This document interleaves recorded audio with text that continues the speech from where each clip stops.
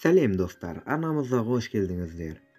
Ал бүгін сіздер менен платный предложение или играларды тегінге көшіріп алуды үйренеміз.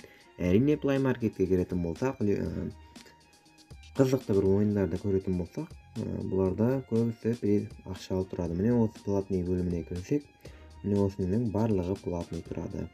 Любойына бесплатно көшіріп алу мүмкін бұларды.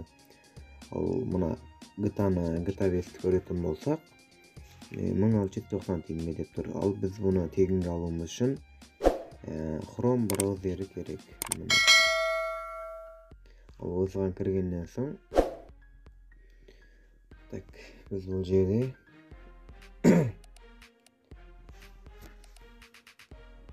Update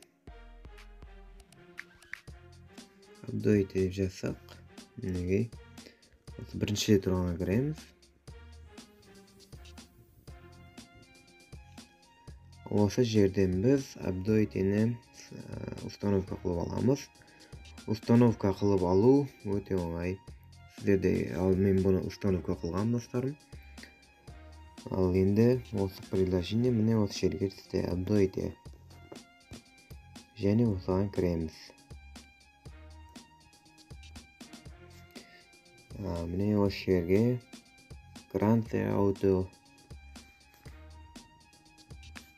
Міне осы бірінші тұрған Auto VKGT.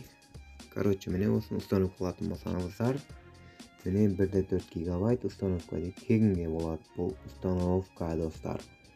Короче, установка қылу өте оңай және плюс тегін. Арнамызға жазылып қойыңыздар достар. Келесі видеоларымызда Free Fire ойынында, GTA ойынында барлығына ойнайтын боламыз. Сау болыңыздар.